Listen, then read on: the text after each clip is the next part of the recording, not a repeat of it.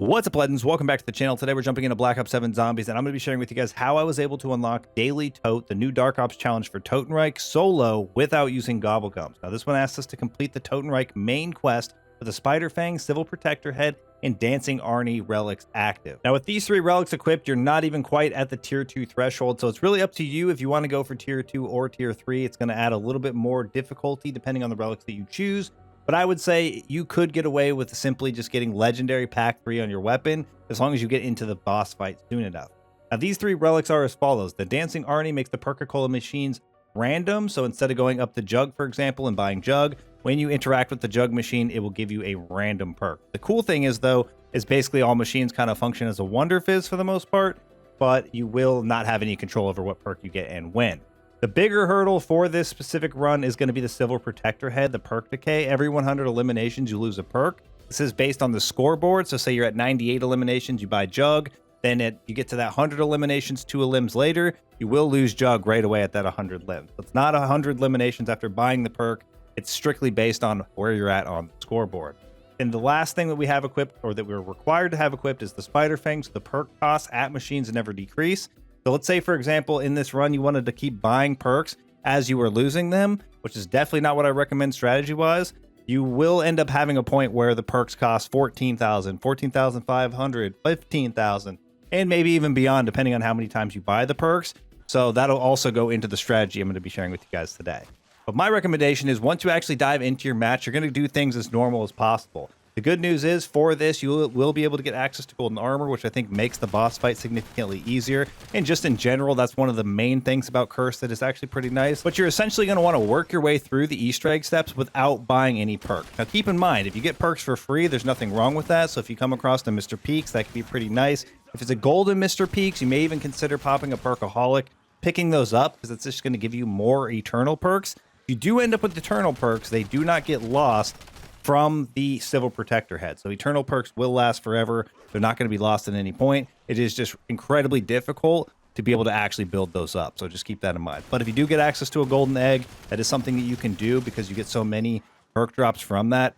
Popping the perkaholic in that moment could be worth it. Or if you're far enough in your match and you can financially afford it, you could buy all of the perks at that point, giving you access to eternal perks that way as well. But otherwise, I would recommend, picking up the free perks if you get them, obviously getting your TED task knocked out, and maybe even getting them through that as well. But do expect any of them that you pick up throughout that time, more than likely you are going to lose as you get your elimination. And I would definitely recommend getting those eliminations because you are going to need to build up points to get Pack-a-Punch level 3. So definitely get access to your shotgun. Treat this as your normal Curse match. The only difference is, again, I'm not going to recommend that you guys buy any perks until you get a majority of the steps knocked out. The one point throughout this that I felt like was the biggest struggle does end up being after you do the Disciple Injection step, just because the HVT Necro Pincer ends up being a little bit on the tankier end. But if you guys want to knock out a Gobblegum, you're more than welcome to use an insta-kill or something for that. But I feel like a majority of the steps are pretty straightforward, and you shouldn't have too many issues, especially if you're actively upgrading your weapon.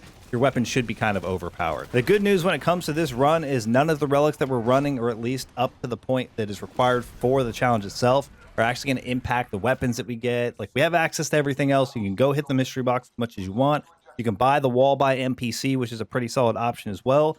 You're going to want to get it juiced up as much as possible. Get yourself Pack-a-Punch level 3 or even maybe Pack-a-Punch level 4.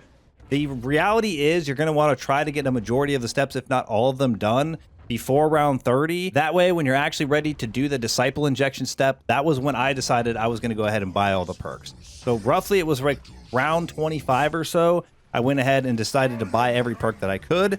And then from that point forward, my intention was to basically maintain any of the ones that I lost. And I ended up farming points significantly longer past when I wanted to throughout this run. And I was still able to pretty easily kind of maintain the perks that I was losing. But they did get quite expensive towards the end. The nice thing is when you have the shotgun set up, I think I ended up with Akitas, was able to farm points much faster than I was able to lose the perks, which was really nice. And the main focus for me was to get Pack-a-Punch level 4 and get completely set up, which wasn't completely necessary for this run. But when it actually came to the danger of the Disciple Injection step where you ended up taking the HVT Necro Pincer on, I felt like this was the perfect time to get access to all the perks. That way I would be protected. I went and wrapped up that last step there, got access to the stone, took the stone over, charged that up, saw the symbols in the sky that I needed to get, hit all of them with the wonder weapon to then wrap up access to the boss fight. And from that point forward, all I had to do was basically juice up my weapons and maintain the perks that I was losing.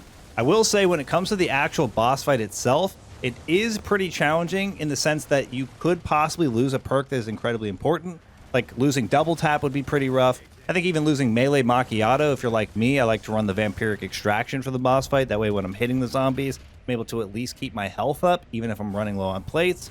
So if you lose specific perks, it could be incredibly rough, but it is depending on the performance that you have throughout the boss fight. It will determine the amount of perks that you lose. I think throughout the entire boss, I ended up losing like 3 or 4 perks total, but I did have a couple of moments through where the head step was, where I was trying to throw the nades into its mouth or hit it with the wonder weapon, that I wasn't quite as efficient as I could have been.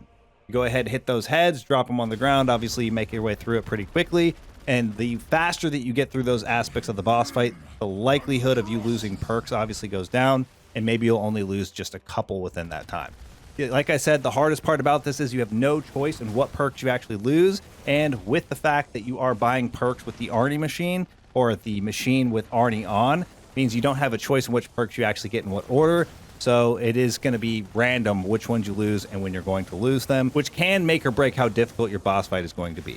Once you actually make it to the boss, hopefully you have all of your perks active and you're basically going in any way that you would normally go to fight Drevakar, and that way you'll be pretty much set up for success. That was the one thing I felt like I got incredibly lucky with when it came to this specific challenge. I felt like I lost the perks that barely mattered whatsoever. So maybe you get in, you lose double tap, you lose melee macchiato, you lose jug. You might find yourself in a bit more of a sticky situation than I did.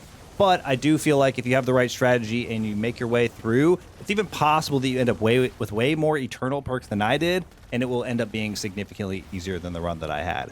I feel like as long as you have eternal quick revive with, equivalent exchange, and you have an ability to get yourself up, you more than likely should be able to survive this boss fight, beating Drevakar and getting access to the Daily Toten Dark Ops calling card. That's going to wrap things up for us here. Thank you guys for all the support in today's video, all support in the channel. I look forward to seeing y'all in the next one.